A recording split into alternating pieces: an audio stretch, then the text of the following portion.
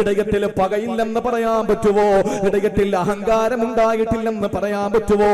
ഹൃദയത്തിൽ അഹന്തയില്ലെന്ന് പറയാൻ കഴിയോ? ഹൃദയത്തിൽ ദമ്പ് വന്നിട്ടില്ലെന്ന് പറയാൻ പറ്റുമോ? ഹൃദയത്തിൽ അതുപോലെ തന്നെ അസൂയയും പകയും ദമ്പും അഹങ്കാരവും അഹന്തയും ഉൾനാട്യവോ പ്രകടനപരതയും വന്നിട്ടില്ലെന്ന് പറയാൻ കഴിയോ? ഹൃദയത്തിന്റെ പാപങ്ങൾ എത്രയോ നമ്മുടെ ജീവിതത്തിൽ വന്നുപോയി. ഈ നമ്മളാണോ റമളാനെ സ്വീകരിക്കാനിരിക്കുന്നത്? ഈ റമളാന് നമുക്കെന്ത് യോഗ്യതയാണ് സ്വീകരിക്കുക? അള്ളാന്റെ അതിന് നമ്മുടെ വീട്ടിലേക്ക് കടന്നു വരുന്നത് സന്തോഷത്തോടെയാണെന്ന് പറയാൻ നമുക്ക് കഴിയോ? ഒരു അതിഥിക്ക് ഇഷ്ടമില്ലാത്തത് വീട്ടിൽ നിന്ന് ഒഴിവാക്കുന്ന എന്റെ സഹോദരങ്ങളെ, പരിശുദ്ധമായ ശഅബാൻ മാസം കടന്നു പോകുമ്പോ, റജബ് മാസം കടന്നു പോകുമ്പോ ശരീരത്തിന്റെ അവയവങ്ങളെയും ഹൃദയത്തിന്റെ പാപങ്ങളെയും നിങ്ങളുടെ പാപത്തിൽ നിന്ന് എന്റെ പാപത്തിൽ നിന്ന് സംരക്ഷിച്ചിട്ടില്ല എന്ന് എനിക്കും നിങ്ങൾക്കും ബോധ്യമുണ്ടെങ്കിൽ വല്ലാഹി റമളാൻ നമുക്ക് ഖൽബിനെ ശുദ്ധീകരിക്കാത്ത ശഅബാൻ കടന്നുപോയ, ശരീരത്തെ ശുദ്ധീകരിക്കാത്ത റജബ് കടന്നുപോയ ആ ഒരു അവസ്ഥയിൽ നമ്മുടെ റൂഹിനെ സംരക്ഷിക്കാൻ, നമ്മുടെ റൂഹിനെ സംശുദ്ധീകരിക്കാൻ ഈ റമളാന് കഴിയില്ല. അങ്ങനെ വന്നു കഴിഞ്ഞാൽ ഈ പരിശുദ്ധമായ റമളാൻ മാസമുണ്ടല്ലോ, ഈ പരിശുദ്ധമായ റമളാൻ മാസം നാളെ പ്രതികൂല സാക്ഷിയാണ്. അങ്ങനെ റമളാൻ മാസം നാളെ പരലോകത്ത് പ്രതികൂലമായ സാക്ഷി എങ്ങാനും നിന്ന് കഴിഞ്ഞാൽ ഒരു മനുഷ്യനെ അള്ളാന്റെ റഹ്മത്ത്, അള്ളാഹുവിന്റെ അദാബിന്റെ മലായികത്തുകളെ ശിക്ഷിക്കുന്നത് കാണുകയാ. ഇങ്ങനെ കഠിനമായ ഭീകരമായ ശിക്ഷ കൊടുക്കുന്നത് അള്ളാന്റെ ഹബീബ് കാണുമ്പോ ചോദിച്ചു, ഇതെന്റെ ഉമ്മത്തല്ലേ? ഈ ഉമ്മത്തുകളിൽ പെട്ട ഇദ്ദേഹത്തെ രക്ഷപ്പെടുത്തേണ്ടത് എന്റെ ബാധ്യതയല്ലേ? അതുകൊണ്ട് തന്നെ അള്ളാന്റെ ഹബീബ് ശഫാഅത്തിന് വേണ്ടി ശ്രമിക്കുമ്പോ ഹബീബായ നബി തങ്ങൾ ആ മനുഷ്യനെ ശഫാഅത്തിലൂടെ രക്ഷപ്പെടുത്തിയെടുക്കാൻ ശ്രമിക്കുന്ന സമയത്ത് വാനലോകത്ത് നിന്നൊരു മലക്കിന്റെ വിളി വരികയാണ്, ഓ പ്രവാചകരെ, ഇന്ന ഖസ്മഹു റമളാൻ. ആ മനുഷ്യന്റെ പ്രതിയോഗി റമളാനാ. ആ മനുഷ്യനെതിരെ കേസ് ഫയൽ ചെയ്തിരിക്കുന്ന വാദി ആരെന്നറിയോ? അത് പരിശുദ്ധമായ റമളാനാണ്. പൊന്നാര ഹബീബ് അവിടെ നിന്ന് വിളിച്ചു പറയുന്നത് എന്തെന്നറിയോ? ഇന്നി ബരീഉം മിമ്മൻ ഖസ്മുഹു റമളാൻ. റമളാനാരുടെ പ്രതിസ്ഥാനത്താണോ, റമളാനാരുടെ പ്രതിയോഗിയാണോ, അവനെ ശഫാഅത്ത് ചെയ്യുന്നതിൽ നിന്ന് ഞാൻ ഒഴിവാണ്. എന്റെ പ്രിയപ്പെട്ട സഹോദരങ്ങളെ, റമളാൻ നന്നായിട്ട് നമുക്ക് ഇബാദത്ത് എടുക്കാൻ കഴിഞ്ഞില്ലെങ്കിൽ തീർച്ച നാളെ ശഫാഅത്തിന് അല്ലാഹുവിന്റെ ഹബീബ് വരൂല. റമളാൻ നല്ലതുപോലെ ഉൾക്കൊള്ളാൻ പറ്റാത്തത് എന്തിന്റെ പേരിലാണ്? ശഅബാൻ മാസം നമ്മുടെ ഹൃദയം ശുദ്ധിയാകാത്തതിന്റെ പേരിലാണ്. ആ ശഅബാൻ മാസത്തിൽ ഹൃദയം ശുദ്ധിയാകാത്തത് എന്തിന്റെ പേരിലാണ്? കഴിഞ്ഞു പോയ റജബ് മാസം നമ്മുടെ ശരീരത്തിന്റെ അവയവങ്ങൾ പാപത്തിൽ നിന്ന് ശുദ്ധീകരിക്കാത്തതിന്റെ പേരിലാണ്. അപ്പൊ ഞാനൊന്ന് ചോദിക്കട്ടെ, ഈ റമളാൻ എന്ന അതിഥി കടന്നു വരുന്നതിന് മുമ്പ് ആ അതിഥിക്ക് ഇഷ്ടമില്ലാത്തത് നമ്മുടെ ജീവിതത്തിൽ നിന്ന് മാറ്റിവെച്ചിട്ടുണ്ടോ? ഒരു നിമിഷം നമ്മളൊന്ന് ആലോചിക്കുക. നമ്മൾ ഇപ്പോഴും കാത്തിരിക്കുക.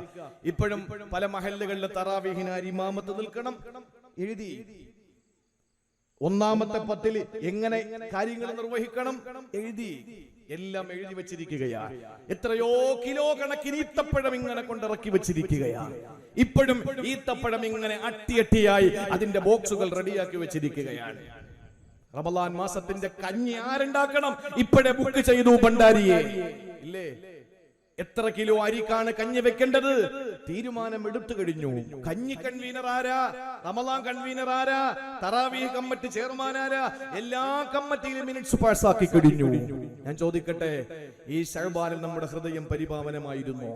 കഴിഞ്ഞ റജബിൽ നമ്മുടെ പരിശുദ്ധമായ ഈ റജബ് മാസത്തിൽ നമ്മുടെ ശരീരത്തിന്റെ അവയവങ്ങൾ പാപത്തിൽ നിന്ന് ശുദ്ധിയായിരുന്നോ?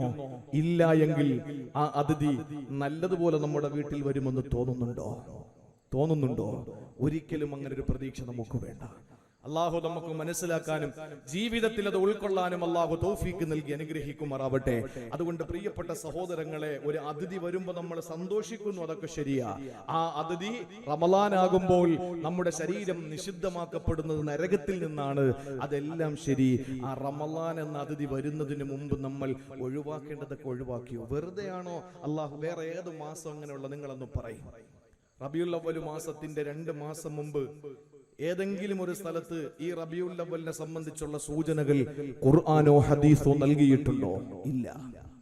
ഹജ്ജ് മാസത്തിന്റെ ഹജ്ജ് മാസത്തിന്റെ ആ ഹജ്ജുമായി ബന്ധപ്പെട്ട പരിശുദ്ധമായ ഹജ്ജ് കർമ്മത്തിന്റെ മാസമായി നമ്മൾ എണ്ണപ്പെടുന്ന ദുൽഹിജ്ജയും ദുൽഖഅദയും അതുപോലെ തന്നെ ശവ്വാലിന്റെ പകുതിക്ക് ശേഷം നിങ്ങൾ ആലോചിച്ച് നോക്കൂ. ഈ മാസങ്ങൾ ഹജ്ജിന്റെ മാസമാണ്, ഹജ്ജിന്റെ യാത്രയുമായി ബന്ധപ്പെട്ട മാസമാണ്. പക്ഷേ റമളാനിലൊന്നും ഹജ്ജിനെ പറ്റിയിട്ട് നമ്മൾ പറയുന്നുണ്ട് പള്ളികളിൽ. അതെന്തിനു വേണ്ടി എന്ന് ചോദിച്ചാൽ ആപ്ലിക്കേഷൻ ഫില്ല് ചെയ്ത് കൊടുക്കാൻ വേണ്ടിയിട്ടാണ്. ഗവൺമെന്റ് കോട്ടയിൽ ഹജ്ജിന് പോകുന്നവർക്ക് അത് കൊടുക്കാൻ വേണ്ടിയിട്ടൊരു പ്രേരണ നമ്മൾ കൊടുക്കുന്നു എന്നേ ഉള്ളൂ. റമളാൻ അങ്ങനാണോ? റമളാൻ വരുന്നതിന് 60 ദിവസം മുമ്പ് തുടങ്ങിയില്ലേ റമളാൻ റമളാൻ റമളാൻ റമളാൻ. നമ്മൾ എന്താ ചെയ്തത്? നമ്മൾ അതിങ്ങനെ കേട്ടിട്ട് ഏതെങ്കിലും ഒരു ഇമാം റമളാൻ എന്നൊരു ഇമാം ദുആരക്കാതെ എഴുന്നേറ്റ് പോയാൽ ആ ഇമാമിനെ പള്ളിയിൽ നിന്ന് പിരിച്ചുവിടാനും ആ ഇമാമിനെതിരെ കുതിര കയറാൻ വേണ്ടിയിട്ട് നാട്ടുകാര് തയ്യാറാകുന്നു. പക്ഷേ ഈ റജബിൻ അല്ലെങ്കിൽ ശഅബാൻ എന്നോ അല്ലെങ്കിൽ റമളാൻ എന്നോ പറഞ്ഞപ്പോൾ അതെന്തിന് പറഞ്ഞു? ഞാൻ എന്നതിനെ പറ്റിയുള്ള ചിന്ത ഇന്ന് വരെ ആർക്കെങ്കിലും ഉണ്ടായോ? ഇല്ല. പോട്ടെ, ഞാൻ എന്റെ പ്രിയപ്പെട്ട സഹോദരങ്ങളോട് പറയാണ്, നമ്മൾ അതിഥികൾ വരുന്നതിന് മുമ്പ് ഇഷ്ടമില്ലാത്തതൊക്കെ മാറ്റിവെക്കും. പിന്നെ നമ്മൾ എന്താ ചെയ്യുന്നത്? ഒരു അതിഥി നമ്മുടെ വീട്ടിലേക്ക് കടന്നു വരുമ്പോ നമ്മൾ പിന്നെ ചെയ്യുന്നത് ആദ്യം സന്തോഷം രേഖപ്പെടുത്തി, രണ്ടാമത് ആവശ്യമില്ലാത്തതൊക്കെ നീക്കം ചെയ്തിട്ട് പിന്നെ നമ്മൾ എന്താ ചെയ്യുന്നത്? ഒരു അതിഥി വരുമ്പോ നമ്മൾ എന്ത് ചെയ്യും? നമ്മൾ കാത്തിരിക്കും, നമ്മൾ വഴിക്കണ്ണ് നോക്കിയിരിക്കും. പിന്നെ ഏത് വാഹനം ഹോൺ ചെയ്തു പോയാലും നമ്മൾ ചിന്തിക്കും, നമ്മൾ പെട്ടെന്ന് ഓടി നമ്മൾ സിറ്റ് ഔട്ടിൽ വരും, നമ്മുടെ അതിഥി വന്നു എന്ന് കരുതിയിട്ട്. ഏത് വാഹനം പോയാലും നമ്മൾ പറയും അവര് വന്നു എന്ന് പറയും. പക്ഷേ അവരായിരിക്കില്ല വന്നത്. നമ്മളിങ്ങനെ കാത്തു നിൽക്കുന്നു, കാണാനുള്ള കൗതുകത്തോടെ ആ അതിഥിയെ നമ്മൾ വീടിന്റെ മുറ്റത്തിറങ്ങി നിന്ന് കാതോർത്ത് നമ്മൾ ഇങ്ങനെ നിൽക്കുന്നു, കണ്ണിൽ എണ്ണയൊഴിച്ച് കാത്തിരിക്കുന്നു ആ അതിഥിയെ ഒന്ന് കാണാൻ. നാളത്തെ മഗ്‌രിബിന്റെ സമയത്ത് സുന്നത്തായ ഇബാദത്ത് എന്തെന്നറിയോ? നമുക്ക് ആർക്കെങ്കിലും ആ സുന്നത്തായ ഇബാദത്ത് ഏതാണെന്നറിയോ? നമ്മൾ എന്ത് വേണം? നാളെ മഗ്‌രിബ് കഴിഞ്ഞിട്ട് നമ്മൾ മുറ്റത്തിറങ്ങി നിന്നിട്ട് മാനത്തേക്ക് നോക്കണം, പിറ കണ്ടോ എന്നറിയാൻ. റമളാൻ മാസത്തിന്റെ പിറ ആകാശ ലോകത്ത് ദൃശ്യമായോ എന്നറിയാൻ വേണ്ടിയിട്ട് നമ്മൾ പുറത്തിറങ്ങി നിന്നിട്ട് മേപ്പോട്ട് കണ്ണു നോക്കണം. ഇന്നെന്താ ചെയ്യുന്നത്? ഇറങ്ങി മുകളിലോട്ട് നോക്കുന്നതിന് പകരം വീട്ടിനകത്ത് കയറിയിട്ട് കുനിഞ്ഞിരിക്കുകയാണ്. കാരണം മൊബൈലിൽ റിപ്പോർട്ട് വരുന്നുണ്ടോ എവിടെയെങ്കിലും കണ്ടതായിട്ട്. ഇതല്ലേ നമ്മളിപ്പോ ചെയ്യുന്നത്? എല്ലാം തലതിരിച്ചല്ലേ നമ്മൾ ചെയ്യുന്നത്. സുന്നത്തായ രീതി ഏതാണ്? മൊബൈൽ ഓണാക്കിയിട്ട് ഇങ്ങനെ കുനിഞ്ഞിരിക്കാൻ. ആപ്പാട് കടപ്പുറത്ത് പിന്നെ ഹൈദരലി തങ്ങളുടെ അല്ലെങ്കിൽ പിന്നെ കേരളത്തിന്റെ കാളിമാരുടെ റിപ്പോർട്ട് വന്നോ എന്നറിയാൻ വേണ്ടിയിട്ട് ഇങ്ങനെ മൊബൈലിൽ നോക്കി കുനിഞ്ഞിരിക്കാനല്ല പറഞ്ഞത്. അള്ളാഹുവിന്റെ റസൂല് പറഞ്ഞു, നിങ്ങൾ പിറ കണ്ടാൽ നോമ്പ് പിടിക്കണം. പിറ കാണണമെങ്കിൽ പുറത്തിറങ്ങിയിട്ട് മുകളിലോട്ട് നോക്കണം. അത് പ്രത്യേക സുന്നത്തായ ഇബാദത്താണ്. ആര് ചെയ്യുന്നുണ്ട്? നമ്മൾ മുറ്റത്തിറങ്ങിയിട്ട് വണ്ടി വരുന്നുണ്ടോ നോക്കൂലേ അതിഥി വരുമ്പോ? നമ്മൾ അതിഥി വരുന്നോ എന്ന് മുറ്റത്തിറങ്ങി നിന്ന് ഗേറ്റിന്റെ ഭാഗത്ത് നിന്നുകൊണ്ട് റോഡിന്റെ ഇരുവശങ്ങളിലേക്കും നമ്മൾ തലതിരിച്ച് നോക്കൂലേ അതിഥി വരുന്നോ ഇല്ലയോ എന്ന്. എന്നാൽ അള്ളാഹുവിന്റെ റസൂല് പറയുകയാണ്, സൂമൂലി റുയതിഹി, അള്ളാന്റെ അതിഥി എന്ന പരിശുദ്ധമായ റമളാൻ നിങ്ങൾക്ക് വരുന്നോ എന്ന് അറിയാൻ നിങ്ങളെ പിറ ദൃശ്യമായോ എന്ന് നിങ്ങളൊന്ന് നോക്കണേ. ആ പിറ കണ്ടോ എന്ന് നിങ്ങളൊന്ന് നോക്കണേ. നിങ്ങൾക്കത് പുണ്യമാണ് എന്ന് ഹബീബായ നബിതങ്ങൾ പഠിപ്പിക്കുമ്പോൾ പ്രിയപ്പെട്ട സഹോദരങ്ങളെ, പുണ്യമായ ഇബാദത്ത് നമ്മൾ കളയുകയാണ്. അതുകൊണ്ട് നാളെ മഗ്‌രിബ് കഴിയുമ്പോൾ ഏത് കാലി പ്രഖ്യാപിക്കുന്നതും നമ്മൾ മൊബൈലിലൂടെ അറിയാൻ വേണ്ടിയിട്ട് കാത്തിരിക്കണ്ട. അങ്ങനെ വന്നോട്ടെ, നമ്മളത് സ്വീകരിക്കണം. പക്ഷേ അത് നമുക്ക് കൂടി അതിന്റെ പുണ്യം ലഭിക്കാൻ വെറുതെ മുറ്റത്തിറങ്ങിയിട്ട് മാനത്തൊന്നു നോക്കുമോ? അത് പ്രത്യേകിച്ച് പുണ്യമാണ്.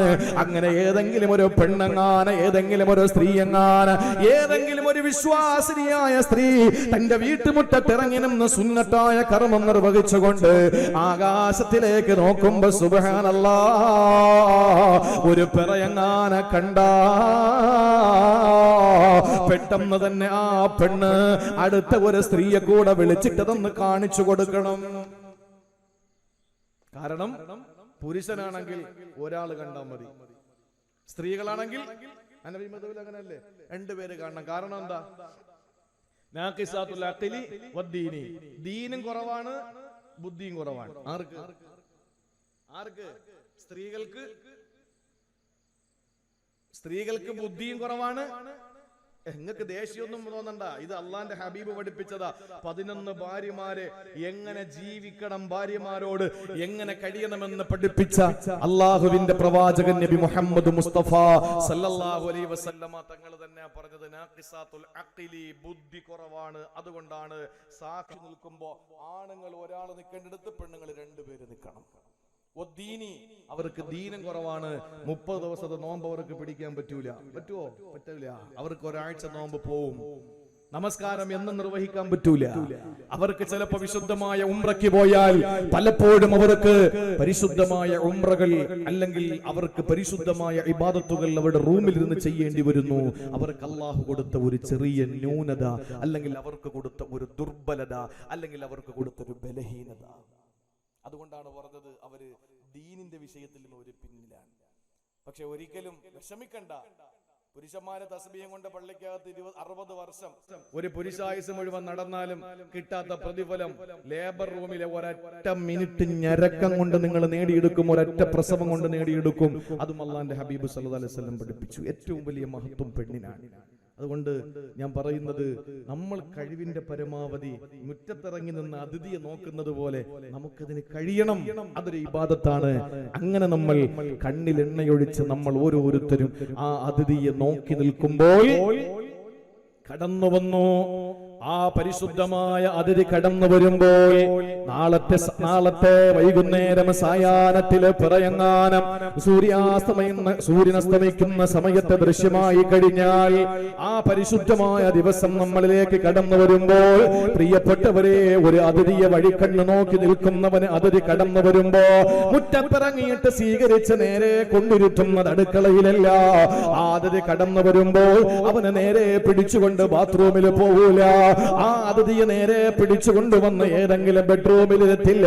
ആ അതിഥി കടന്നു വരുമ്പോ നമ്മൾ ചെയ്യുന്നത് എന്താ? മനോഹരമായ വിധാനിച്ചിട്ടുള്ള മനോഹരമായ കുഷന്റെ ചെയറുകൾ നിരത്തിയിട്ടുള്ള വിസിറ്റിംഗ് റൂമിനകത്ത് കൊണ്ടിരുത്തുകയാ. ഏറ്റവും നമ്മുടെ റൂമിൽ, നമ്മുടെ വീടുകളിൽ ഏറ്റവും മനോഹരമായ കാണാൻ കൗതുകമുള്ള ആ റൂമിനകത്ത് അതിഥിയെ നമ്മൾ സ്വീകരിച്ചു കൊണ്ടിരുത്തൂലേ? പ്രിയപ്പെട്ടവരെ, ഒരു നിമിഷം ഒന്ന് ചിന്തിക്കുമോ? അള്ളാന്റെ അതിഥി എന്ന റമളാന് കടന്നുപോ നമ്മൾ സൗകര്യം ചെയ്തു കൊടുക്കേണ്ടത്. ഒരിക്കലും അതിഥിയെ കൊണ്ടുവന്ന് അടുക്കളയിൽ ഇരുത്തുന്നത് പോലെ, ഇരുത്താത്തത് പോലെ നമ്മളാരും അതിഥിയാകുന്ന റമളാനെ കൊണ്ടുവന്ന് വാക്യകത്തിരുത്തണ്ട. ഇന്ന് പലർക്കും വായിൽ മാത്രമാണ് നോമ്പുള്ളതല്ലേ, ഒരു തുള്ളി ജലപാനം നടത്തൂല, ഒരു ഈത്തപ്പഴം പോലെ കഴിക്കൂല. രുചി നോക്കുന്ന, ഉപ്പ് നോക്കുന്ന സഹോദരിമാര് പോലെ എത്രയോ പ്രാവശ്യമാണ് കാർക്കിച്ച് തുപ്പുന്നത്. എന്തുകൊണ്ടെന്നറിയോ? അവരുടെ ഒന്ന് നീരങ്ങാൻ തൊണ്ട താഴെ ഇറങ്ങിപ്പോയാൽ അവരുടെ നോമ്പങ്ങ് നിഷ്ഫലമായി പോകുമെന്ന് മനസ്സിലാക്കിയിട്ടവര് സൂക്ഷ്മതയോടെ അവര് പരിശുദ്ധമായ നോമ്പാകുന്ന അതിഥിയെ സ്വീകരിച്ചിരുത്തുന്നത് വായിലും വയറിലുമാണ്.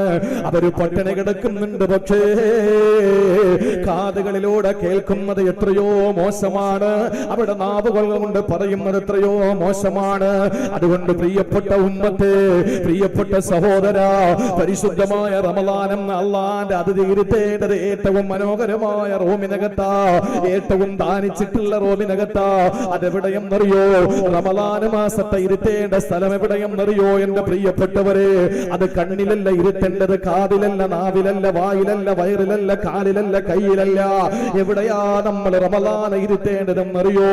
അല്ലാഹുവിന്റെ റസൂല് പറഞ്ഞല്ലോ, അലാ ഇന്ന ഫിൽ ജസദി മുൽഗ, നിങ്ങളുടെ ശരീരത്തിൽ ഒരു മാംസക്കട്ടയുണ്ട്. ഇദാ സലഹ സലഹൽ ജസദ് ഇലാ സലഹത്ത് സലഹൽ ജസദ് കുല്ലുഹു, അത് നന്നായാൽ ശരീരം മുഴുവനും നന്നാവുന്നതാണ്.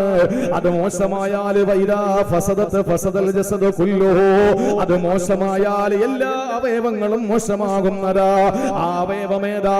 അല്ലാഹുവിന്റെ റസൂല് പറഞ്ഞല്ലോ, ഇന്നല്ലാഹ ലാ യൻദുറു ഇലാ അജ്സാമികും വലാ ഇലാ സുവരികും, നിങ്ങളുടെ രൂപലാവണ്യങ്ങളിലേക്കോ ശരീരാകാര സൗഷ്ഠവത്തിലേക്കോ അല്ലെങ്കിൽ നിങ്ങളുടെ മനോഹരമായ പേശികളിലേക്കോ മസിൽ പവറുകളിലേക്കല്ല നോക്കുന്നത്.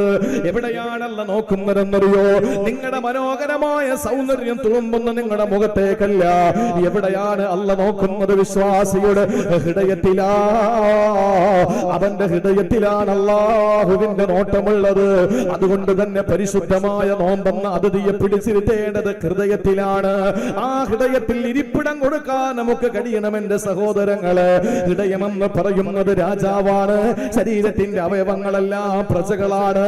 എന്താണോ ഹൃദയമെന്ന രാജാവ് കൽപ്പിക്കുന്നത് അതാണ് പ്രജകളാകുന്ന ശരീരത്തിന്റെ അവയവങ്ങൾ ചെയ്യുന്നത്. അതുകൊണ്ട് എവിടെയാ നമ്മൾ റമളാൻ എന്ന അതിഥിയെ ഇരുത്തേണ്ടത്? അത് നമ്മുടെ ഹൃദയത്തിലാണ്. വാരിയല്ല കൊണ്ട് മൂടപ്പെട്ട ഹൃദയാന്തരാളത്തിൽ നമ്മൾ റമളാൻ എന്ന അതിഥിയെ ഇരിപ്പിടം നൽകി സൗകര്യപ്പെടുത്തിയിട്ട് ആദരിക്കണമെന്ന് അള്ളാന്റെ ഹബീബ് നബി മുഹമ്മദ് മുസ്തഫ. ഇവിടെയാ നമ്മൾ റമളാൻ മാസത്തെ ഇരുത്തുന്നത്. നേരത്തെ ഞാൻ പറഞ്ഞല്ലോ, എത്ര ആളുകൾക്കാണ് നോമ്പുണ്ട്, പക്ഷേ നോമ്പിന്റെ ചൈതന്യമില്ല. നോമ്പിന്റെ ചൈതന്യമില്ല. അവർക്ക് നോമ്പുണ്ട്, പക്ഷേ അവരുടെ മുമ്പിൽ കൈനീട്ടി യാചിക്കുന്നവരുടെ മുമ്പിലേക്ക് ഒരു ദിർഹം എടുത്തു കൊടുക്കാൻ, ഒരു രൂപ എടുത്തു കൊടുക്കാൻ അവർക്ക് മനസ്സില്ല. കാരണം അവരുടെ നോമ്പെന്ന അതിഥി വന്നിരിക്കുന്നത് വായിലും വയറിലും മാത്രമാണ്. അവന്റെ റമളാൻ എന്ന അതിഥിയെ ഹൃദയത്തിലാണ് ഇരുത്തിയതെങ്കിൽ തീർച്ച സദഖകൾ അവന്റെ കൈ കൊണ്ട് കൊടുക്കുന്നതാ. അവനാരെയും മോശമായൊന്നും പറയില്ല. മോശമായി ജനങ്ങളെ പറ്റി പറയുന്ന വർത്തമാനങ്ങൾ കേൾക്കില്ല. റമളാൻ മാസത്തിന്റെ പ്രത്യേകതയാണ് നാട്ടിലുള്ള സർവരും പള്ളിയിൽ വരിക എന്നുള്ളത്. അത് അന്ന് കഞ്ഞി കിട്ടുമെന്നുള്ള പ്രതീക്ഷയിലല്ല. ഒന്നാമത്തെ രാവിന്റെ തന്നെ പ്രത്യേകതയാണ് സുഫിദത്തെ ശൈത്താന്മാരെ പിടിച്ചല്ലാഹു ബന്ധനസ്ഥനാക്കുകയാ. എല്ലാ ശൈത്താന്മാരെയും പിടിച്ച് ചങ്ങല കിട്ടുപോട്ടുകയാ. അങ്ങനെ പൂട്ടപ്പെടുന്ന ചങ്ങലകളെ ബന്ധിക്കപ്പെട്ട തന്റെ ശൈത്താനില്ലാത്തത് കൊണ്ട് ആളുകൾ പള്ളിയിലേക്ക് റമളാൻ മാസത്തിൽ കടന്നു വരുന്നു. ഒരിക്കലും തെറ്റിദ്ധരിക്കണ്ട, കഞ്ഞി കുടിക്കാനല്ല. അങ്ങനെയാണെങ്കിൽ ശഅബാനിൽ കഞ്ഞി വെച്ച് നോക്കാള് പള്ളി കയറോന്നറിയാ, അല്ലെങ്കിൽ ശവ്വാലില് കഞ്ഞി വെച്ച് നോക്കാള് പള്ളി കയറോന്ന് നോക്ക്. ഇല്ല, റമളാൻ മാസത്തിന്റെ ചൈതന്യം ഉൾക്കൊണ്ടുകൊണ്ടാണ് ആളുകൾ പള്ളിയിൽ വരുന്നത്. ആ പള്ളിയിലേക്ക് കടന്നു വരുമ്പോ ഒരു വഖ്ത് നിസ്കാരം കഴിഞ്ഞാല് ളുഹർ കഴിഞ്ഞാല് ഓടുന്നത് ചോറ് കഴിക്കാനാ. പക്ഷെ റമളാനാകുമ്പോ അങ്ങനത്തെ ഒരു ഓട്ടമില്ലല്ലോ. അസർ കഴിഞ്ഞ് ചായ കുടിക്കാൻ ഓടണ്ടല്ലോ. സുബഹി കഴിഞ്ഞിട്ട് ബ്രേക്ക്ഫാസ്റ്റ് കഴിക്കാൻ ഓടണ്ടല്ലോ. അതുകൊണ്ട് തന്നെ പള്ളിയിൽ അവര് ഇഅ്തികാഫിലാണ്. പക്ഷേ ഒരു കാര്യം ശ്രദ്ധിക്കണേ എന്റെ മുസ്ലിം ചെറുപ്പക്കാരാ, എല്ലാവരും പള്ളിയിൽ വരുമ്പോ നൂറ് കാര്യങ്ങൾ നമുക്ക് പറയാനുണ്ടാവും. ആ സമയത്ത് നമ്മൾ മറ്റുള്ളവരെ പറ്റിയിട്ട് ഫസാദ് പറഞ്ഞ്, മറ്റുള്ളവരെ പറ്റിയിട്ട് പരദൂഷണം പറഞ്ഞ്, യേശുവിനെ പറഞ്ഞിട്ട് നമ്മളെങ്ങാന് നമ്മുടെ ജീവിതത്തിൽ അല്ലാഹു തന്ന പുണ്യമാകുന്ന അതിഥിയായ റമളാൻ മാസത്തെ നമ്മൾ അവഗണിച്ചു കഴിഞ്ഞാൽ, നമ്മൾ റമളാൻ മാസത്തില് അന്യന്റെ മാംസം പച്ചമാസം നമ്മൾ കൊത്തിപ്പറിച്ചിരുന്നാൽ നമ്മുടെ നോമ്പിന് ചൈതന്യം ഉണ്ടാകുമോ? ഒരിക്കലുമില്ല. അതുകൊണ്ട് ആളുകൾ കൂടുന്നത് റമളാനിലാണ്, നല്ല സൗകര്യമുള്ളത് റമളാനിലാണ്. അതുകൊണ്ട് പരദൂഷണം പറയുന്നതെന്ന് സൂക്ഷിക്കണേ. ആവശ്യമില്ലാത്ത തർക്കങ്ങൾ ഒഴിവാക്കണേ. ഇപ്പോഴാണ് തർക്കങ്ങൾ തുടങ്ങുക. നമ്മെ സംബന്ധിച്ചിടത്തോളം തർക്കങ്ങൾ തുടങ്ങുന്നത് റമളാനിലാണ്. തറാവീഹിന്റെ എണ്ണത്തെപ്പറ്റി നോട്ടീസുകൾ വരുന്നത്, തറാവീഹിന്റെ എണ്ണത്തെ പറ്റിയിട്ട് വാചാലമാകുന്നത്, മുറിവൈദ്യന്മാര് മനുഷ്യനെ കൊല്ലുമെന്ന് പറയുമ്പോൾ എവിടെന്നോ മലയാളത്തിന്റെ പുസ്തകങ്ങൾ വായിച്ചു പഠിച്ച ഏതെങ്കിലും പോസ്റ്റ്മാന്റെ വിദ്യാഭ്യാസം നേടിയ ആളുകൾ വന്നുകൊണ്ട് വലിയ വലിയ മസലകൾ പറഞ്ഞ് 12 വർഷക്കാലം പള്ളി ദർസുകൾ, അറബിക് കോളേജുകളിലെ ബിരുദവും ബിരുദാനന്തര ബിരുദവും എടുത്ത ഉലമാക്കളെ അവഗണിച്ചുകൊണ്ട് മസലകൾ പറയുന്ന പരിശുദ്ധമായ റമളാനിലെ എത്ര സ്ഥലങ്ങളിലാണ് പള്ളികളിൽ പ്രശ്നമുണ്ടാകുന്നത്? നിർത്തണം എന്റെ പ്രിയപ്പെട്ടവരെ. ചർച്ചകൾ നടക്കുന്നത് പരിശുദ്ധ റമളാനിലാണ്. അതുകൊണ്ട് ആർക്കും കൊണ്ടുവന്ന് നോമ്പ് കൊടുക്കല്ലേ, ആർക്കും കൊണ്ടുവന്ന് നോമ്പ് കൊടുക്കല്ലേ. പട്ടിണി കിടന്നിട്ട് വൈകുന്നേരം വരെ, പ്രത്യേകിച്ച് നല്ല കഠിനമായ ചൂട് സമയമാണ്, ഒരു തുള്ളി വെള്ളം കുടിക്കാതെ, ഭക്ഷണം കഴിക്കാതെ, ഉറക്കമുളച്ചിട്ട് നമ്മൾ അല്ലാഹുവിന് വേണ്ടി ഇടകത്താഴം കഴിച്ച് നോമ്പ് നോറ്റിട്ട് അവസാനം വൈകുന്നേരമാകുമ്പോ ഈ നോമ്പെല്ലാം കൊണ്ടുവന്ന് നാട്ടുകാർക്ക് വിതരണം ചെയ്തിട്ട് വെറും പട്ടിണി പേക്കോലമായി മാറിപ്പോയാ നാളെ പരലോകത്തെ റമളാൻ നമ്മളെ തിരിഞ്ഞു നോക്കില്ല. അതുകൊണ്ട് പ്രിയപ്പെട്ട സഹോദരങ്ങളെ, പള്ളിയിൽ വരുന്നവര് ഗൗരവത്തോടെ കാണണേ. പരിശുദ്ധമായ റമളാൻ ഹൃദയത്തിൽ സ്ഥാനം കൊടുത്താൽ ഈ വരുന്ന പ്രശ്നങ്ങളൊന്നുമില്ല. നാവിന് നോമ്പായിരിക്കും, കാതിന് നോമ്പായിരിക്കും. അതുകൊണ്ടാണ് പറഞ്ഞത്, ഏതെങ്കിലും ഒരാൾ നിങ്ങളോട് കയർത്ത് സംസാരിച്ച് മോശമായി പറഞ്ഞാൽ അവനോട് പറയണം ഇന്നി സായിം, ഞാൻ നോമ്പുകാരനാണ് എന്ന് പറഞ്ഞതിന്റെ അർത്ഥം എന്താണ്? നമ്മളൊക്കെ കരുതി വെച്ചിരിക്കുന്നത് എന്താണെന്നറിയോ? ഏതെങ്കിലും ഒരാളുമായിട്ട് വഴക്കുണ്ടായി, ആ വഴക്കുണ്ടാകുന്ന സന്ദർഭത്തിൽ നമ്മൾ അവന്റെ മുഖത്ത് നോക്കിയിട്ട് പറയണം ഇന്നി സായിം, ഞാൻ നോമ്പുകാരനാണ്. പക്ഷെ നമ്മളത് മനസ്സിലാക്കിയിരിക്കുന്നത് എന്താണ്? നമ്മൾ മനസ്സിലാക്കിയിരിക്കുന്നത് എന്താണ്? എടാ, എനിക്കിപ്പോ നോമ്പാണ്, നോമ്പ് തുറക്കട്ട് കാണിച്ചു തരാം, നോമ്പ് തുറക്കട്ട് ഞാൻ കാണിച്ചു തരാം എന്നല്ല, മറിച്ച് ഇതൊന്നും ധീരമായിട്ട് ഇവിടെ പ്രസംഗിക്കേണ്ട കാര്യമില്ല. ഞാൻ അറിഞ്ഞിടത്തോളം അൽഹംദുലില്ലാ നല്ല നിലയിൽ കാര്യങ്ങൾ പോകുന്നു നമ്മുടെ ഈ മഹല്ലും പരിസര മഹല്ലുകളിലും. എന്നാൽ ചില പള്ളികളിലൊന്ന് പോയി നോക്കണം, എന്തൊരു ബഹളമാണ്. എവിടെന്നോ 2 ബുക്ക് വായിച്ചിട്ട് 2 or 3 അറിവ് പഠിച്ചിട്ട് ഇങ്ങോട്ട് വന്നിട്ട് 10-12 വർഷം പള്ളി ദറസിൽ ഓതിപ്പടിച്ച, ഇസ്ലാമിക കലാലയങ്ങളിൽ ഓതിപ്പടിച്ച, യൂണിവേഴ്സിറ്റിയിൽ പഠിച്ച, സർവകലാശാലകളിൽ പഠിച്ച് ബിരുദവും ബിരുദാനന്തരവും നേടിയ ഉലമാക്കൾ, ഏറ്റവും നല്ല പ്രഗത്ഭരായ പണ്ഡിതന്മാരുടെ മുമ്പിൽ വന്നിട്ട് ഉസ്താദെ അങ്ങനെയാണെങ്കിൽ ഇങ്ങനെ എത്ര, ഇങ്ങനെയാണെങ്കിൽ അങ്ങനെ എങ്ങനെ, 10-ൽ 3 അങ്ങനെയല്ലേ പറയുന്നത്, 28-ൽ 7 അങ്ങനെയല്ലേ പറയുന്നത് എന്ന് പറഞ്ഞിട്ട് കുറെ ആളുകൾ പള്ളി കയറുന്ന മാസമാണ് പരിശുദ്ധ റമദാൻ. അവരൊക്കെ ഈ മാസം മാത്രമേ വരൂ അല്ലേ? ചില ആളുകൾ അങ്ങനെ ഉണ്ട്, പള്ളിയിൽ വരും. ഒരു ദിവസം ഒരു പള്ളിയിൽ ഒരാൾ വന്നു, ടാങ്ക് നിറഞ്ഞിട്ട് വെള്ളം പോവുക, പള്ളിയിൽ ചാടിക്കേറി. ബാങ്ക് കൊടുത്തിട്ട് മോദിമാമ പാവം എന്തോ ചെയ്തോണ്ട് നിൽക്കുക. ബാങ്ക് വിളിച്ചപ്പോ സ്വിച്ച് ഇട്ടു, പെട്ടെന്ന് തന്നെ മോട്ടർ ടാങ്ക് നിറഞ്ഞു. അദ്ദേഹം ബാങ്ക് വിളിച്ചിട്ട് വേറെന്തൊക്കെ ചെയ്തുകൊണ്ടിരിക്കുന്നു. ആ സമയത്ത് ഇയാൾ ഓടി പള്ളി കയറിയിട്ട് ചായ കുടിച്ചോണ്ട് നിൽക്കുന്ന ആളാ. ഓടി പള്ളി കയറിയിട്ട് പറഞ്ഞു, മോദിന് ഇവിടെ ഇല്ലേ, വെള്ളം കളയുന്ന കണ്ടില്ലേ എന്നൊക്കെ പറഞ്ഞ് പാവപ്പെട്ട ഓടി പടച്ചു വന്ന് ഈ മോട്ടർ സ്വിച്ച് ഓഫ് ആക്കി. അപ്പോഴേക്കും ഇക്കാമത്തിന്റെ ടൈമായി. ഇക്കാമത്ത് കൊടുക്കാൻ മോദിയും പള്ളി കയറിയപ്പോ കാക്ക അപ്പോഴേ തന്നെ സ്റ്റെപ്പ് ഇറങ്ങി പള്ളിയിൽ നിന്ന് സ്ഥലം വിട്ടു. കാരണം ഇയാളുടെ ഡ്യൂട്ടി എന്താ? മോദിയിൽ ഇവിടെ ഇല്ലേ, വെള്ളം കളയുന്ന കണ്ടില്ലേ, ഇത് മാത്രം ചോദിക്കാൻ വിധിക്കപ്പെട്ട ആളാ. നിസ്കാരമൊക്കെ ഇമാമിന്റെയും മോദിന്റെയും ജോലി. ഫിത്ന ഉണ്ടാക്കാനും പ്രശ്നങ്ങൾ ഉണ്ടാക്കാനും ഒക്കെ ഓടിയെത്തുന്നത് നാട്ടിലെ ഇങ്ങനെയുള്ള കുറെ ആളുകളുണ്ട്. ഞാൻ ആക്ഷേപിക്കുകയല്ല, വിമർശിക്കുകയാണ്. അങ്ങനെ ഒരു സാഹചര്യം ഉണ്ടായി റമളാനിലാണെങ്കിൽ വെറുതെ പട്ടിണി കിടന്ന് പിടിച്ച നോമ്പ് ആളുകൾക്ക് കൊടുക്കാതെ നമ്മുടെ ഹൃദയത്തിൽ റമളാനെ ഒന്ന് പ്രതിഷ്ഠിക്കുക. എന്നാൽ ഏറ്റവും നല്ല ഇരിപ്പിടം കൊടുത്ത് റമളാൻ മാസത്തെ ഏറ്റവും നല്ല ആനന്ദത്തോടെ നമുക്ക് ഈ റമളാൻ മാസത്തിൽ ചൈതന്യം ഉണ്ടാക്കിയെടുക്കാൻ കഴിയും. അള്ളാഹു അതിന് തൗഫീക്ക് നൽകി അനുഗ്രഹിക്കുമാറാവട്ടെ. അള്ളാഹു നല്ല നിലയിൽ റമളാനെ ഉൾക്കൊള്ളാനുള്ള തൗഫീക്ക് നൽകി അനുഗ്രഹിക്കുമാറാവട്ടെ. ആത്മാർത്ഥമായി ദുആരക്കിൽ എനിക്ക് വസിയത്ത് ചെയ്യാനുള്ളത്, നാളെ റമളാൻ ആയാലും അല്ലെങ്കിൽ മറ്റന്നാൾ റമളാൻ ആയാലും നിങ്ങളുടെ ദുആകളിൽ ഈ വിനീതനെ കൂടി ഉൾപ്പെടുത്തുക. അള്ളാഹു നമ്മുടെയൊക്കെ ദുആകളിൽ പരസ്പരം സ്വാലിഹീങ്ങളുടെ ദുആയിൽ അള്ളാഹു നമ്മളെ ഉൾപ്പെടുത്തി അനുഗ്രഹിക്കുമാറാവട്ടെ. ദുആ കൊണ്ട് നമുക്ക് രക്ഷപ്പെടാൻ കഴിയും. നിങ്ങൾ പരസ്പരം അങ്ങോട്ടും ഇങ്ങോട്ടും ദുആ ചെയ്യണം. അള്ളാഹു നമ്മുടെ ദുആകൾ, സ്വാലിഹീങ്ങളുടെ ദുആകളിൽ നമുക്ക് സ്ഥാനം നൽകട്ടെ. നമ്മുടെ ദുആകളിൽ ലോകത്തുള്ള മുഴുവൻ മുഅ്മിനീങ്ങളെയും സ്വാലിഹീങ്ങളെയും അള്ളാഹു ഉൾപ്പെടുത്തുകയും ചെയ്യുമാറാവട്ടെ. അതുകൊണ്ട് പ്രിയപ്പെട്ട സഹോദരങ്ങളെ, റമളാൻ എന്ന അതിഥി വരുമ്പോൾ ഏറ്റവും നല്ല സ്ഥലത്ത് നമ്മൾ ഇരുത്തണം. അത് ഹൃദയത്തിൽ റമളാനെ ഇരുത്തി കഴിയാൻ. നമ്മുടെ അതിഥികൾ വീട്ടിൽ വരുമ്പോ വെറുതെ വെറും കൈയോടെ വരില്ല. നമ്മുടെ വീട്ടിൽ വരുന്ന അതിഥികൾ നമുക്ക് ഗിഫ്റ്റുമായിട്ടാണ് വരുന്നത്. നോക്കൂ, ഈ പരിശുദ്ധമായ റമളാൻ എന്ന അതിഥി വരുമ്പോ വെറും കൈയോട് കൂടിയിട്ടല്ല നമ്മുടെ മുമ്പിൽ വരുന്നത്. കയ്യിൽ ഏറ്റവും നല്ല ബൃഹത്തായ 5 കിറ്റുകളുമായിട്ടാണ് വരുന്നത്. 5 കിറ്റുകൾ, 5 കൂടുതലുണ്ട്. ഏറ്റവും പ്രധാനമായി 5 കിറ്റുകളുമായിട്ട് പരിശുദ്ധമായ റമളാൻ നമ്മുടെ മുമ്പിലേക്ക് വരികയാണ്.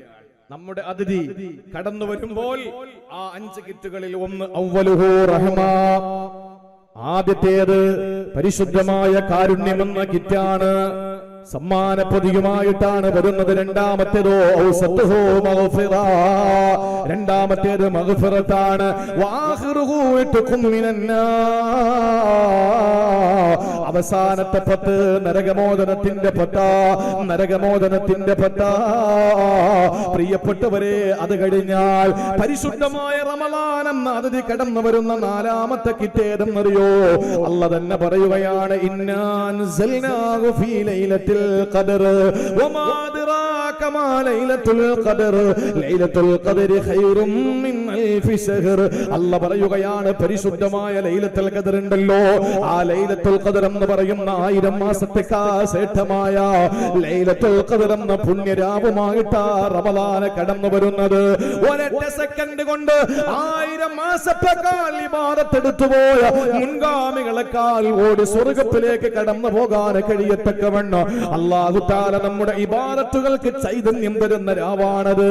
അതേതാണെന്നറിഞ്ഞാൽ അന്ന് മാത്രം പള്ളി നിബിഡമാകൂലേ. അതുകൊണ്ട് തന്നെ അല്ലാഹ് അറിയിച്ചിട്ടില്ല അന്ന് മാത്രം അങ്ങനെ ഇബാദത്തെടുത്ത് പെട്ടെന്ന് അങ്ങനെ രക്ഷപ്പെടണ്ട. കാത്തിരുന്ന് ഏതാണ് രാവെന്ന് കാത്തിരുന്ന് നേടിയെടുത്ത് നിങ്ങൾ അല്ലാഹുവിന്റെ സ്വർഗ്ഗത്തിലെത്തണമെന്ന പടച്ചവന്റെ കൊതിയാ. അതുകൊണ്ട് തന്നെ ലൈലത്തുൽ ഖദർ എന്ന പരിശുദ്ധമായ 4ാമത്തെ സമ്മാന പൊതിയുമായി റമളാൻ കടന്നു വരുമ്പോ 5ാമത്തെ പൊതിയതെന്നറിയോ? അല്ലാഹ് പറയുകയാണ് ഉൻസില ഫീഹിൽ ഖുർആൻ ശഹ്റു റമളാൻ അല്ലദീ ഉൻസില ഫീഹിൽ ഖുർആൻ. അല്ലാഹുവിന്റെ ഖുർആൻ ഇറങ്ങിയ മാസമാണ്. അതുകൊണ്ട് പ്രിയപ്പെട്ട സഹോദരങ്ങളെ, ഖുർആനിന്റെ വാർഷികമാണ്, ഖുർആനിന്റെ വാർഷികമാണ്. ഇവിടെ നിസാരമായ എന്റെ പ്രിയപ്പെട്ടവരെ, നമ്മൾ ഈ ചെറിയ മഹല്ല് പോലും മുടങ്ങാതെ നമ്മൾ ഇവിടെ സ്വലാത്തിന്റെ വാർഷികമാണ് ആഘോഷിക്കുന്നത്.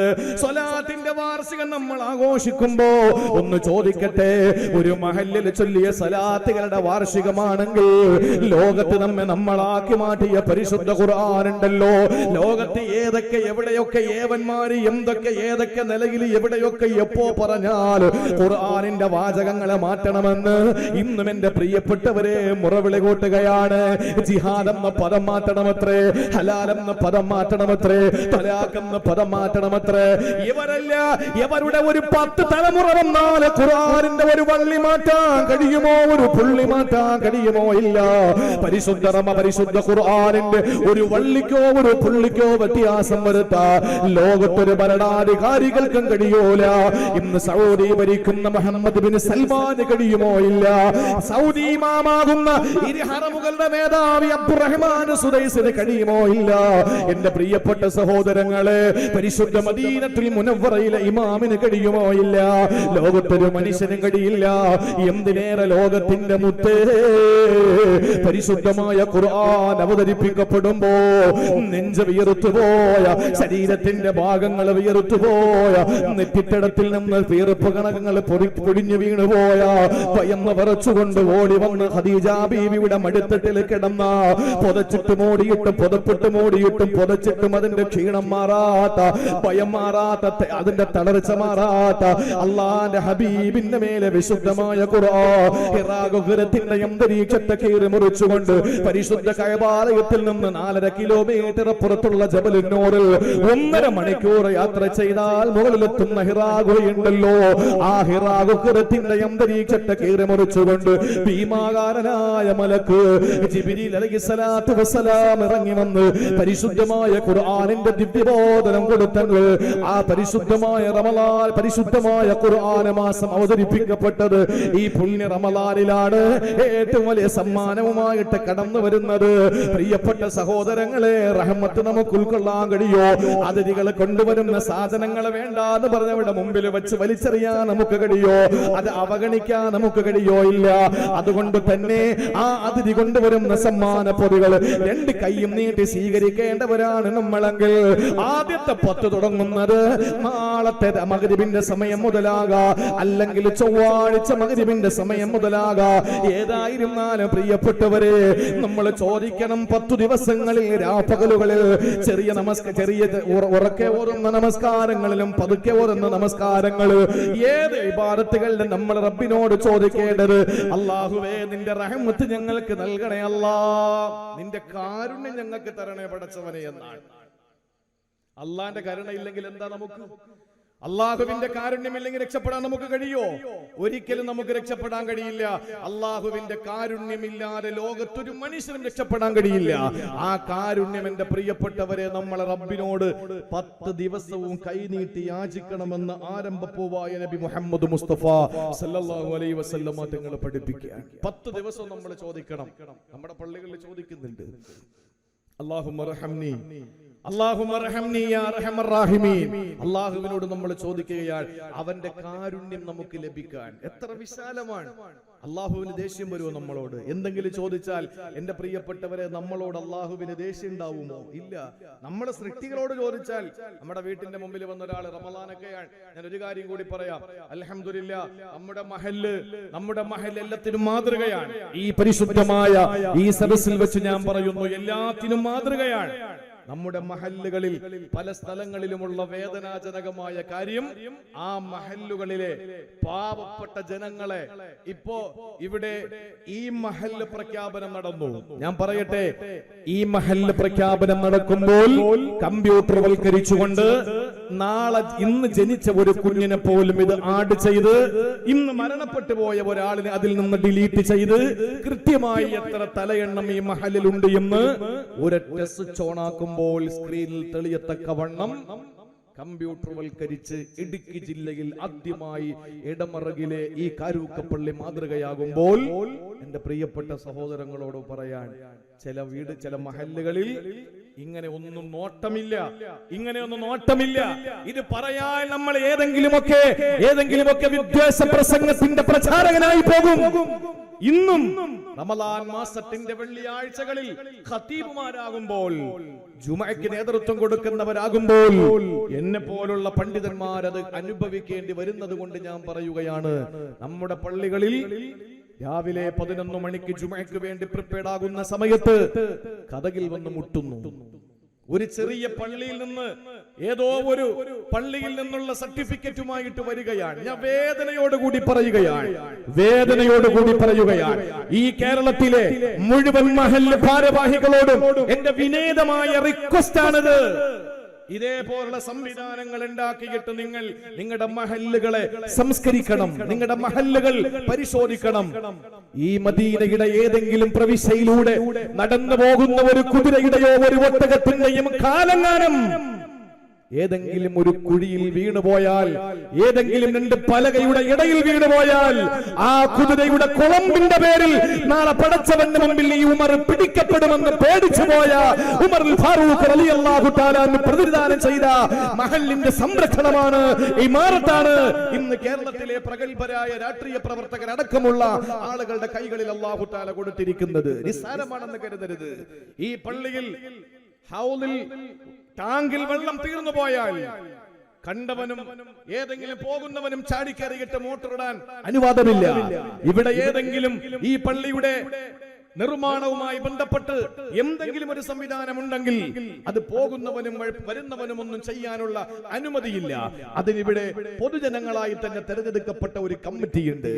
ഞാൻ ഉദാഹരണം ഇവിടെ പറയാ, ഇവിടെ കമ്മിറ്റിയിൽ അങ്ങനെ അടിയില്ല, പിടിയില്ല, ഒന്നുമില്ല. അൽഹംദുലില്ലാ, ഞാൻ മനസ്സിലാക്കിയെടുത്തോളം നല്ല ഒരു മഹല്ല് അല്ലാഹു അങ്ങനെ തന്നെ ഖിയാമത്ത് നാൾ വരെ കൊണ്ടുപോട്ടെ. അല്ലാഹു അങ്ങനെ തന്നെ ഖിയാമത്ത് നാൾ വരെ നിലനിർത്തട്ടെ. എന്റെ പ്രിയപ്പെട്ട സഹോദരങ്ങളെ, ചില മഹല്ലുകളില് അങ്ങനെയാണ്. ഈ ഉത്തരവാദിത്വം അല്ലാഹു നിങ്ങളെ ഏൽപ്പിച്ചിരിക്കുകയാണ്. നിങ്ങൾ ചെയ്യേണ്ടത്, ഞങ്ങളൊക്കെ പള്ളിയിൽ ജുമഅയ്ക്ക് വേണ്ടി തയ്യാറാകുമ്പോൾ കതകിന് മുട്ടും, സങ്കടം തോന്നിയിട്ടുണ്ട്. ആ സമയത്ത് ഞങ്ങൾ കതക് തുറക്കുമ്പോൾ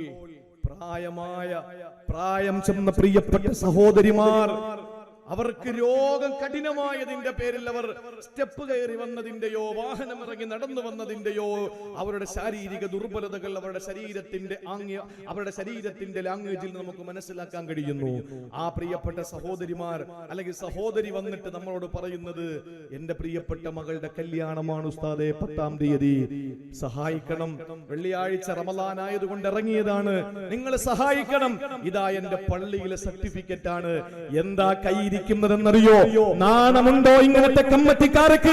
നാണമുണ്ടോ ഇങ്ങനത്തെ മഹല്ല് ഭാരവാഹികൾക്ക്? അള്ളാഹുവിന്റെ പള്ളിയുടെ ഫാനിന്റെ കാറ്റിന്റെ കീഴിൽ, അള്ളാന്റെ പള്ളിയുടെ കസേരയിൽ നിന്നിട്ട്, അള്ളാന്റെ പള്ളിയുടെ ലൈറ്റിന്റെ പ്രകാശത്തിൽ ഒപ്പുവെച്ചു കൊടുക്കുകയാണ്, ഈ വരുന്നത് എന്റെ മഹല്ലിലെ അംഗമാണ്, തെണ്ടാൻ അർഹതയുണ്ടെന്ന് ഞാനും സെക്രട്ടറിയും ഇതാ വാസ്തവീകരിച്ചിരിക്കുന്നു. ഒപ്പ് നീട്ടി അങ്ങോട്ട് വെച്ചു കൊടുക്കുക. പ്രസിഡന്റ്, സെക്രട്ടറി ഒരു സീലങ്ങ് വെച്ചു കൊടുത്തിട്ട് തെണ്ടാനുള്ള സർട്ടിഫിക്കറ്റ് കൊടുത്തു വിടുകയാ.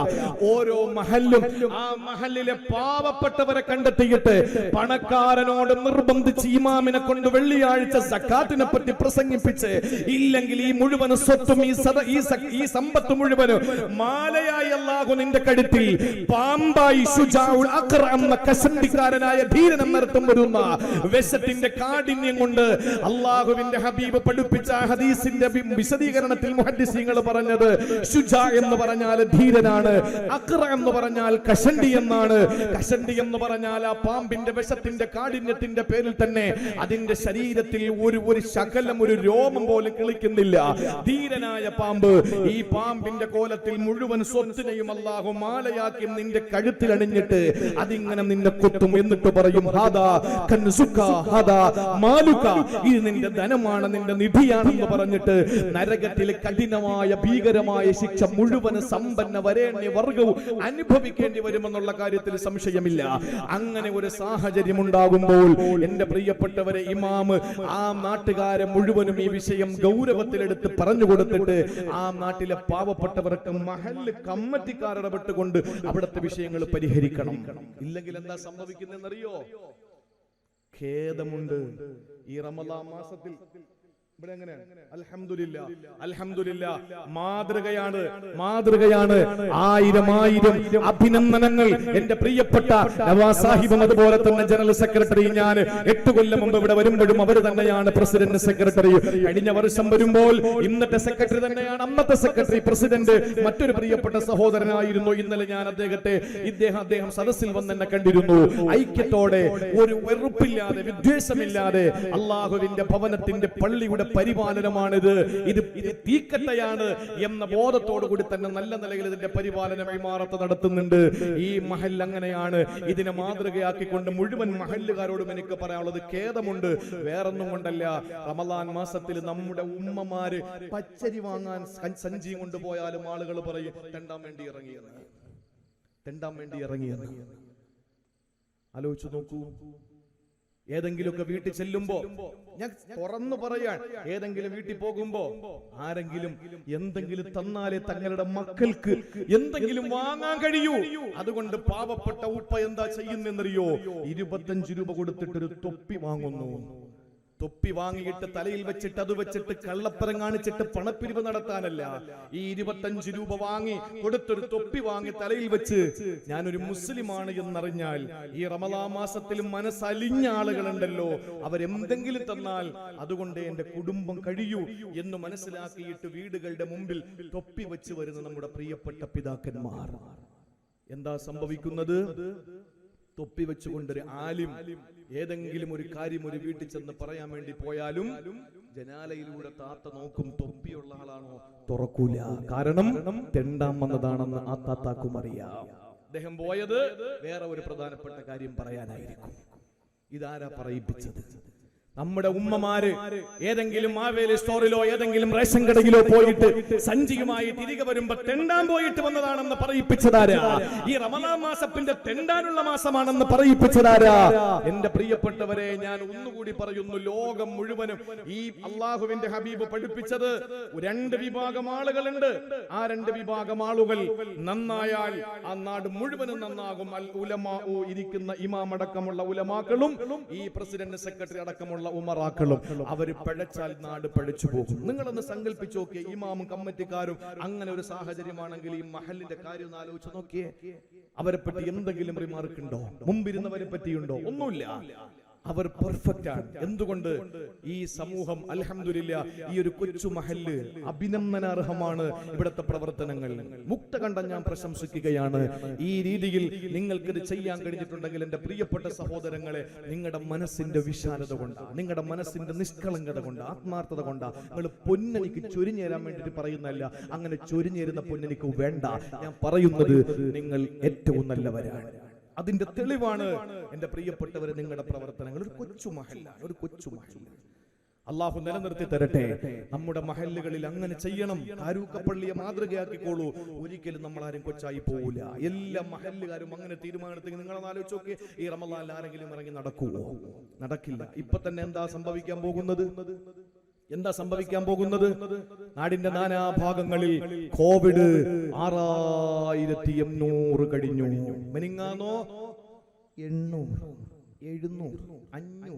കാരണം എന്താ? തെരഞ്ഞെടുപ്പുണ്ടല്ലോ, റോഡ് ഷോ ഉണ്ടല്ലോ, ഇതൊക്കെ ഉണ്ടല്ലോ. എല്ലാ പാർട്ടിക്കാരും റോഡ് ഷോ നടത്തി. എല്ലാവരും ഭരണപക്ഷവും പ്രതിപക്ഷവും ഘടകകക്ഷിയും കേന്ദ്രം ഭരിക്കുന്നവരും കേരളം ഭരിക്കുന്നവരും നാട് ഭരിക്കുന്നവരും വാർഡ് ഭരിക്കുന്നവരും ഒക്കെ റോഡ് ഷോ നടത്തി. അന്നൊന്നുമില്ലാത്ത കോവിഡ് ഇപ്പൊ തന്നെ തീരുമാനമെടുത്തു. 3 ആഴ്ച കഠോരമാണ്, പുറത്തിറങ്ങാൻ പാടില്ല. എന്താ ഈ 3 ആഴ്ചയുടെ പ്രത്യേകത എന്നറിയോ? 3 ആഴ്ച കഴിയുമ്പോ പെട്ടി പൊട്ടിക്കുന്ന ദിവസമാണ്. അപ്പൊ ഈ കഠോരതയൊക്കെ അങ്ങ് മാറും. ഈ 3 ആഴ്ച മുസ്ലിമീങ്ങൾ തറാവീഹിന് പള്ളി പോകുന്നതൊന്ന് കുറയ്ക്കണം. നടക്കൂല. എന്താണ് മെനിഞ്ഞാന്ന് പകല് വരെ ഇല്ലാത്ത കോവിഡിന്റെ രൂക്ഷത എന്തുകൊണ്ടുണ്ടായി? ഒന്ന് ചിന്തിക്കണം എന്റെ പ്രിയപ്പെട്ട സഹോദരങ്ങളെ. നിങ്ങൾക്ക് ഉൾക്കൊള്ളാം, നിങ്ങൾക്ക് സ്വീകരിക്കാം, തിരസ്കരിക്കാം, തെറുവിളിക്കാം, എന്തും ചെയ്യാം. എനിക്ക് പറയാനുള്ള സ്വാതന്ത്ര്യമുള്ളത് കൊണ്ട് ഞാൻ പറയാണ്, ഈ പരിശുദ്ധമായ റമളാൻ, കഴിഞ്ഞ വർഷത്തെ റമളാൻ മാസത്തിന്റെ അഭാവത്തിന്റെ വേദന നെഞ്ചിൽ നിന്ന് പോയിട്ടില്ല ഒരു വിശ്വാസിക്ക്. നമ്മൾ ഒരിക്കലും നമ്മൾ നാടിന്റെ സുരക്ഷയ്ക്ക് വിരുദ്ധമായി നമ്മൾ ഒന്നും ചെയ്യുന്നവരല്ല. നമ്മുടെ പള്ളികൾ പൂട്ടിയിട്ടു, ഹറം പൂട്ടിയിട്ടു, റൗള പൂട്ടിയിട്ടു. നമ്മുടെ പള്ളികളിൽ വളരെ കുറഞ്ഞ ആളുകൾ പേരിന് വേണ്ടി ജമാഅത്ത് നടത്തി റബ്ബിന്റെ പരീക്ഷണം ഇറങ്ങാതിരിക്കാൻ സമൂഹത്തോടൊപ്പം നമ്മൾ ചേർന്ന് നിന്നു. പക്ഷെ നമ്മൾ ഒന്ന് ചോദിക്കുക, മെനിങ്ങാന്ന് 6-ാം തീയതി പകല് പോലും ഇല്ലാത്ത, ആ പകലിൽ ഇല്ലാത്തത് 7, 8, 9, 10, 11 ഈ 5 ദിവസം കൊണ്ട് എങ്ങനെയാണ് എന്റെ പ്രിയപ്പെട്ടവരെ ലോകം മുഴുവനും വീണ്ടും കോവിഡിന്റെ ഭീതി വന്നത്? ഈ 3 ആഴ്ചയുടെ കാലാവധി എന്ത് കണക്കാ? സങ്കടം കൊണ്ട് ചോദിച്ചു പോവുക. ഞാൻ പറയുന്നത്, ഏതെങ്കിലും മഹല്ല് ഭാരവാഹികൾ അങ്ങനെ ഒരു തീരുമാനം റമളാനൊന്നും വേണ്ട, വീണ്ടും അകത്തിരിക്കണമെന്ന് ചിന്തിച്ചാൽ ആ മഹല്ല് ഭാരവാഹികളെ കൃത്യമായിട്ട് പൊതുജനങ്ങൾ ഇറക്കി വിടണം എന്ന് വിനീതമായ എനിക്കൊരു അപേക്ഷ കൂടിയുണ്ട്. അവർ തുടർന്ന് പരിപാലനം നടത്താൻ യോഗ്യരല്ല. എന്തുകൊണ്ടെന്ന് ചോദിച്ചാൽ, നമ്മളെല്ലാവരും വീട്ടിനകത്തിരിക്കുന്നവരാണ്, സൂക്ഷ്മതയോടെ കഴിഞ്ഞവരാണെങ്കിൽ ഓക്കെ, പ്രശ്നങ്ങളൊന്നുമില്ല. എനിക്കറിയാം ഈ ഒരൊറ്റ പ്രസംഗം കൊണ്ട് വിവാദത്തിന്റെ മേൽ വിവാദമാകുമെന്ന് എനിക്ക് നന്നായിട്ടറിയാം. ഞാൻ പറയുകയാണ്, വേദന കൊണ്ടും അതുപോലെ തന്നെ പ്രതിഷേധവുമായിട്ട് ഞാൻ പറയുകയാണ്, പരിശുദ്ധ റമളാനിലെ വിശ്വാസികൾ വീടുകളിൽ നിന്ന് ഒതുവെടുത്ത് വന്നോട്ടെ. നിങ്ങൾ അങ്ങനെ പറയും, മുസല്ല നിർബന്ധമാക്കിക്കോ, അങ്ങനെ പറയും. മാസ്ക് നിർബന്ധം ആയിക്കോട്ടെ, 1-ന് 2 മാസ്ക് വെച്ച് വരും വിശ്വാസികൾ. അവർക്ക് അതിലൊന്നും ഒരു തടസ്സവുമില്ല, അതിലൊന്നും ഒരു എതിർപ്പ് അവർക്കില്ല. സാനിറ്റൈസർ എന്ത് വേണോ ഉപയോഗിച്ചോളാം. എത്രയോ പള്ളികളിൽ ഇപ്പോഴും ഹൗലിന്റെ സംവിധാനമില്ല. എന്തുകൊണ്ടെന്നറിയോ? വീട്ടിൽ നിന്ന് കൊടുത്തിട്ട് വന്നാൽ മതി എന്ന് പല കമ്മിറ്റിക്കാർ തീരുമാനിച്ചു. 1000 വട്ടം അതിനെ അഭിനന്ദിക്കുന്നു. അതൊക്കെ നല്ലതാ. പക്ഷെ പള്ളികളിൽ ഒരുമിച്ച് കൂടിക്കൂടാ എന്ന് പറയുന്നത്, ലക്ഷക്കണക്കിന് ആളുകൾ റോഡ് ഷോ നടത്തിയ ഈ മലയാള മണ്ണിൽ പള്ളിയിൽ ഒരു 50-ഓ 100-ഓ പേര് വരുന്നതിന് എന്ത് കുഴപ്പമാണുള്ളതെന്ന് ചോദിച്ചു പോവാൻ. അള്ളാഹു മനസ്സിലാക്കാനുള്ള തൗഫീക്ക് തരട്ടെ, അള്ളാഹു ഉൾക്കൊള്ളാനുള്ള തൗഫീക്ക് തരട്ടെ.